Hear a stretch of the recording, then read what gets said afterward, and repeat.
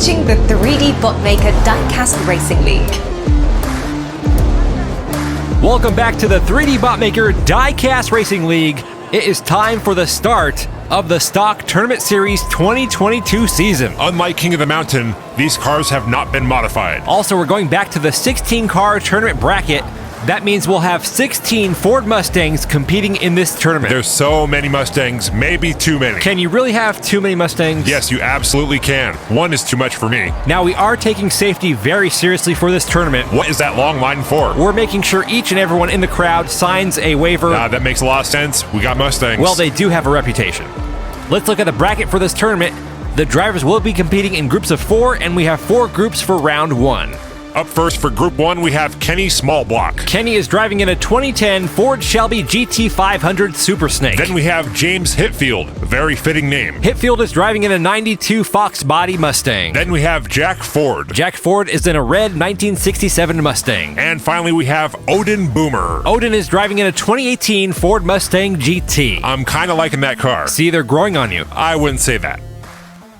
Here we go. The drivers will compete in 4 races. The top 2 drivers in points will advance on to the next round. My prediction here is that each and every race, one of these Mustangs will wreck. We'll see about that, but I think by the end of this whole thing, you just might become a Mustang fan. Please, not gonna happen. We'll see. Right now, Kenny Smallblock out in the front, followed by Jack Ford.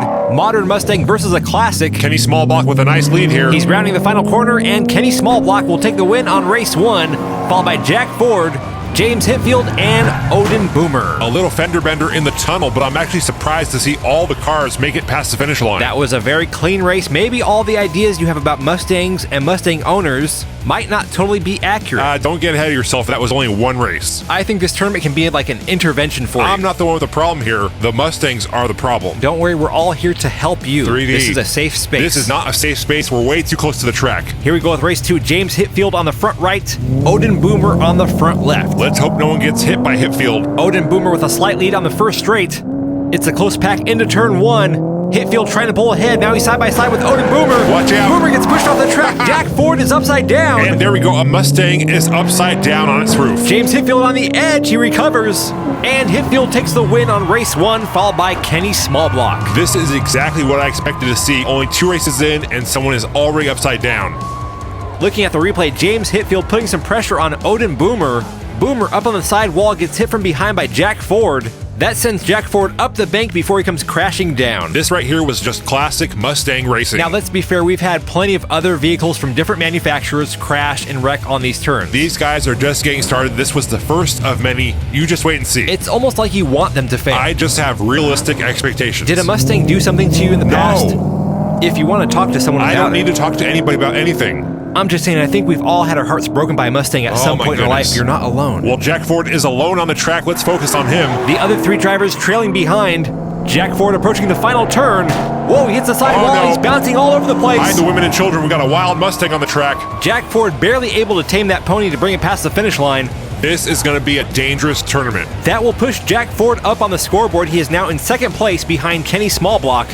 Jack Ford is 1 point over James Hitfield with 1 race left. And that's another double DNF. We should have a counter on the screen for all the DNFs and all the wrecks. That actually might not be a bad idea. I'm going to guess that by the end of the tournament, both stats will be in the double digits. We already have 4 DNFs. Maybe even triple digits. Well, with the way Jack Ford is driving... He is a disaster waiting to happen. Or a disaster that's happening right in front of us. That right there sums up the Ford Mustang. This is just the first group. We still have 12 more. There's going to be a couple bad drivers in the mix. Well, so far, I'm not impressed. Here we go. Final race of Group 1. Kenny Smallblock has 11. Jack Ford has 8. James Hitfield has 7, and Odin Boomer has 1. Jack Ford looking to secure his spot in the next round. That pony's gone wild. Ford all over the place, he wrecks. Kenny Smallblock almost off the road. And Kenny Smallblock takes the win on the last race, followed by James Hitfield. That means Hitfield will be advancing on with Kenny Smallblock to round 2. Oh man, Jack Ford blew it. That was certainly Jack Ford's race to lose. He had a nice solid lead there. Then right here, he hits the side wall, starts swerving back and forth.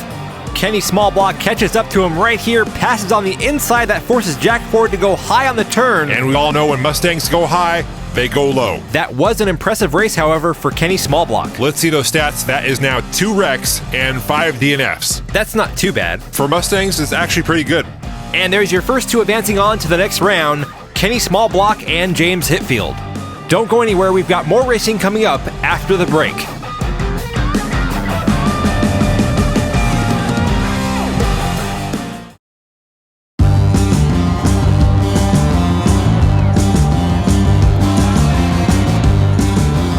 It was a very brief period of time.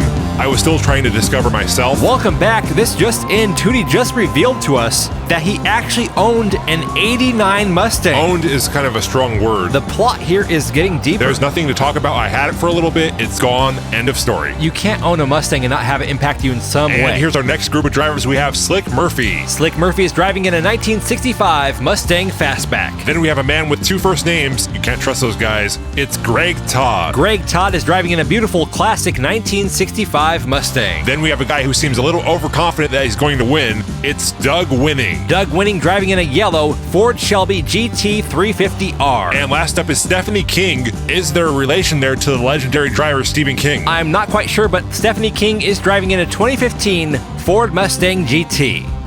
Slick Murphy and Greg Todd starting off in the front row. But seriously, we need to know more about this Mustang that you own. I don't want to talk about it. At least tell us the color or something. It was nothing special, just a scarlet red hatchback, 5-liter V8. Had a buddy of mine tune it up, turn that key in the ignition, and she would purr like a kitten on a summer day.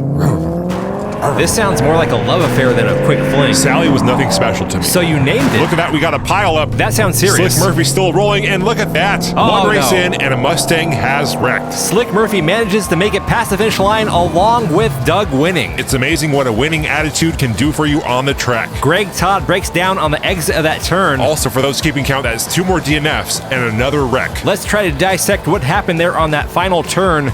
Slick Murphy blocking Doug Winning. That slowed down Greg Todd. But I am not sure what happened to Stephanie King. Based on her driving, I'm going to have to assume that she has no relation to Stephen King. We're only 1 race in. There's still time for her to improve. Stephanie King starting off this race on the front left. Greg Todd on the front right. Classic cars on the right, modern muscle on the left. Here they go down the first straight.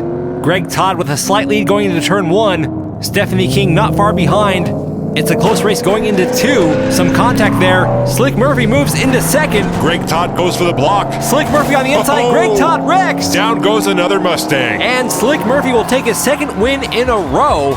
It looks like he will be the only one to pass the finish line on this race. That means this is our first triple DNF of the tournament. And another driver flipped upside down. Stephanie King gets stuck back there with Doug Winning. He's not going to win like that. Here's that exchange on turn 2. Greg Todd cutting off Stephanie King. She almost comes off the track before she gets tangled up with Doug Winning. And here's that slick pass by Slick Murphy. I like this Slick Murphy guy. He started in the back row, made the pass up to second on turn 2. Then he pushes Greg Todd out of the way to slide on through that final turn. And his car doesn't look that bad either for Mustang. I feel like this tournament is going to be a tournament of healing. Dude, what kind of vibe are you on, man? I'm just trying We're racing here. This is not some kind of intervention self-help thing. I just feel like Is this the Dr. 3D show now? Okay. Come on, this is a race. Your Mustang Sally broke your heart, didn't she? And here we go with race 3. Doug Winning out in front on the first straight. Stephanie King falling behind. Slick Murphy right on the tail of Doug Winning. Here they are in the open section of track. Doug Winning through turn 2. Some oversteering there. Doug with a solid lead. Doug flies through the final turn, followed by Slick Murphy. Oh, Stephanie King going backwards. Another wreck. Greg Todd upside down again. Watch out here. A close call. Stephanie King was not looking where she was going. We have had a car wreck on every single race with this group, which is to be expected. What I am surprised about is no one has hit any spectators yet. Hopefully that does not happen, but we do have the waivers in place in case it does. Oh, it's going to happen. Greg Todd went to block. Stephanie King ends up wrecking his car. What a shame, too. That's a beautiful classic Mustang. It looks okay. Here we go. Final race. Slick Murphy has 13 points. Doug Winning has 8. Stephanie King has 2. And Greg Todd has never seen the finish line. Nor will he ever. This race is over and done. Slick Murphy and Doug Winning will be moving on to the next round. Doug Winning out in front trying to get another win. Slick Murphy hits him on his backside trying to pass. Let's see if Greg Todd wrecks again. Greg Todd is still in it. He gets slowed down with Stephanie King. Doug Winning will take his 2nd win, followed by Slick Murphy. Ooh! I think Slick Murphy might have some beef with Doug. Shots fired by Slick Murphy as Doug Winning's car gets flipped over. And look at that, it's Greg Todd's 4th DNF, but at least this time he's on his tires. Hey, you know, it's an improvement. Baby steps, Greg Todd. Baby steps. Slick Murphy ends the race with 16 points, Doug Winning with 13. Greg Todd, our first driver of the season to not see the finish line at all. Well, the way he was driving, it's probably best for the safety of the crowd. You've got a good point there. And there are your first 4 drivers advancing on to round 2, Kenny Smallblock, James Hetfield, Slick Murphy, and Doug Winning. Coming up next time, Ponyboy Michael Curtis will be in the pole position for Group 3 and Daryl Shelby for Group 4. We hope you've enjoyed this presentation of the 3D Botmaker Diecast Racing League. Until next time, I'm 3D Botmaker. And I'm 2D. And we'll see you on the track.